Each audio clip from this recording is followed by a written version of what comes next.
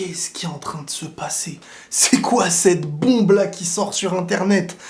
Les gars, je vous jure, les gars, je vous promets, sincèrement, que depuis 2-3 jours, il y a notre Pablo National, Pablo, alias le journal du Real, avec qui je discute en privé, je l'ai au téléphone hier, il me parle de cette information. Il me dit, je pense qu'il y a des possibilités que Kylian signe au Real Madrid en 2023. Cet été. Moi, je me renseigne de mon côté et tout, il n'y a pas le moindre bruit qui irait dans ce sens. Et je vous jure que c'était le seul écho que j'avais par rapport à ça, que je prenais à moitié au sérieux, parce que pour moi, c'est inconcevable que Kylian Mbappé puisse signer cet été, que Paris puisse être vendeur, que... On connaît. Et là, je vois Fabrizio Romano, l'équipe, tout plein d'autres médias qui commencent à afficher que le PSG douterait actuellement et serait dans l'idée de peut-être vendre Kylian Mbappé cet été s'il ne part, s'il est amené à ne pas prolonger, donc à partir gratuit, à se risquer de quitter le PSG libre.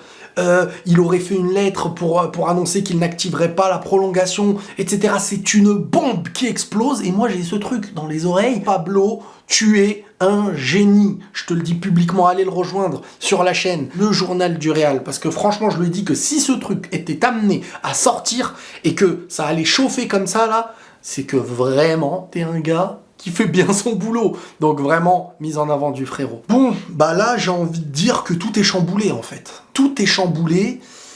C'est plus un Mbaflix, là, c'est l'abonnement chez Netflix, le nouvel abonnement où chacun ne peut voir qu'un Mbaflix par foyer, là. Va falloir monétiser plus vite. Donc bon, avec vous, ça passera par les likes. Les gars, tout est chamboulé côté Real Madrid. C'est très simple. L'option Harry Kane était la priorité. Il faut Harry Kane, etc. pour... voilà, tu es maître de ton destin. On sait que Florentino veut Mbappé à tout prix et que l'année prochaine, il l'aurait fait. Mais de pas prendre Harry Kane et espérer un joueur qui pourrait te la remettre à l'envers, bah là, c'est ce qu'il ne fallait pas faire et je vous le dis. Maintenant, je sais pas si ça se fera, si Paris va le vendre, si Paris...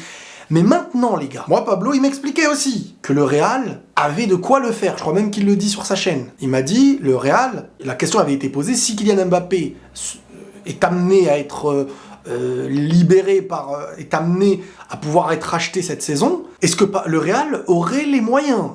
On lui aurait dit que oui. C'est ce qui est dit, encore une fois, il m'en a parlé. Mais là, comme je vous dis, si Kylian peut aller au Real cette saison, veut y aller, que Paris le laisse... Pour y aller, le Florentino Pérez ne va pas hésiter une seconde à mettre plus de 200 millions, et je vous le dis. Parce que, entre le fait d'accepter de le vendre, et le fait de mettre et réussir à l'acheter, ne pensez pas que ça va coûter à 100 000, 150 000. J'en suis convaincu que ça va aller à 200 millions. D'une certaine manière, comprenez bien que le calcul est logique, c'est-à-dire, t'aurais mis 100 à 130 millions pour Harry Kane cette année, et une prime qui aurait dépassé les 100 millions pour Mbappé l'année prochaine si tu l'avais libre. Donc là, tu additionnes un peu tout ça, il aura peut-être une prime un peu moins grande vu que tu l'achètes, mais globalement, tout serait parfait à la fois pour Mbappé, je pense, et à la fois pour le Real. Dans le sens où le Real Madrid, il n'y a plus Benzema. La place est libérée.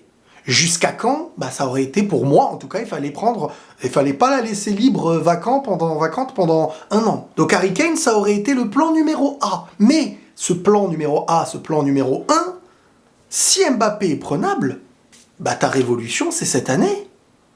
Le nouveau Bernabéu, présenter Kylian et le faire jouer sur la première saison avec aussi l'inauguration du Bernabéu, etc. C'était le plan de Florentino. Et tout ça, en fait, qui est en train de s'emboîter, serait le timing et le plan parfait pour le Real et pour Florentino. Donc forcément, comprenez bien que le prix, il sera mis, si c'est pour avoir Kylian. Parce que ça y est, là, offensivement, t'es sauvé. Au milieu de terrain, t'es sauvé.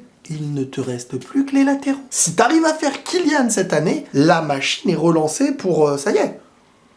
Et il n'y a plus cette question de Harry Kane, un an, pas un an, le poste, pas le poste, si Mbappé vient l'année prochaine, il peut plus jouer.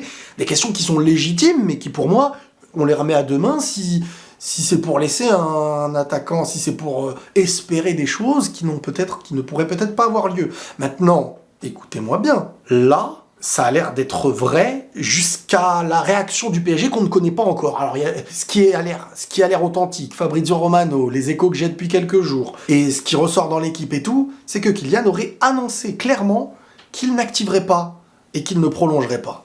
Maintenant, ce qu'on attendra tous, c'est qu'est-ce que Paris va faire de cette info. Il y a des petites infos qui sortent comme quoi ils accepteraient pas qu'ils partent libres, etc. Lui, il a toujours dit je partirai en laissant de l'argent derrière moi. Maintenant, c'est à Paris de décider. Et là, on revient dans le passé, dans le moment où on se disait le Real est prêt à l'acheter, le Real va être prêt à mettre 200 millions. Oui, ça peut choquer, mais c'est comme ça que ça va se passer, je pense. Et de l'autre côté, Paris aura le choix. Tu veux partir cet été, tu peux. Le prix, il va être fixé, je ne sais pas à combien. Est-ce qu'ils vont faire comme l'année d'avant ?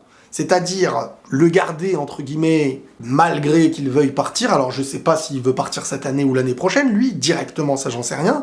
Il a juste été annoncé qu'il ne prolongerait pas. Et encore, comme on vous dit, le foot, ça va vite. Mais de cette info, c'est Paris qui est maître. Qu'est-ce que Paris va décider ? Est-ce qu'on prend de l'argent sur Mbappé ? Là, si tu prends un 200 millions, tu peux reconstruire fort. Et enfin, peut-être avoir une équipe qui ne tourne pas autour d'un joueur sans cohérence. Tu sais pas. Tu sais pas ce que ça va faire. Moi, j'ai vraiment des doutes. J'ai vraiment du mal à me dire que Paris... Alors après, faut pas oublier que la Coupe du Monde est passée. Il y a aussi ce sentiment de la Coupe du Monde qui est passée. Et Mbappé, en fait, la représentation de l'avant-Coupe du Monde, de l'image et tout. Bon, voilà, maintenant, il y a la même famille, ou je sais pas quoi, qui va acheter Manchester United. Ça serait cohérent dans l'idée, la facilité de pouvoir le vendre. Mais si tu vends Mbappé, bah, je pense qu'Hakimi pourrait le suivre. Et le Real pourrait faire, si les choses se passent au mieux du mieux, Mbappé, Hakimi. Alors bon, si vous voulez la œuf jambon fromage, comme on dit dans le jargon, Mbappé, Hakimi, Davis, et les gars, c'est le bonheur, le poulet, vous appelez ça comme vous voulez ensuite. Tout ça, là, l'info, c'est que Mbappé ne prolongera pas, selon ses dires, et qu'il l'aurait annoncé. Il y a des petites infos qui ressortent, mais maintenant, on verra tout ce qui sera de la réaction du PSG vis-à-vis de tout ça. Ça va être le feu, je vous ai dit dans cette vidéo de juste avant, là, que tout peut basculer en un réveil, en un sommeil. C'est ça le mercato. C'est nous faire vibrer, nous faire kiffer, nous faire douter, nous faire espérer, nous faire. On se tient au jus, les amis, pour la suite, parce que là, ça va être flamboyant. Le Real, qui a besoin à tout prix d'un neuf titulaire, ne pourra pas attendre la fin de août pour se dire, bon, alors on arrive. Donc tout ça va aller assez vite, et on se tient au jus. Prenez tous soin de vous, les amis, et la paix sur vous.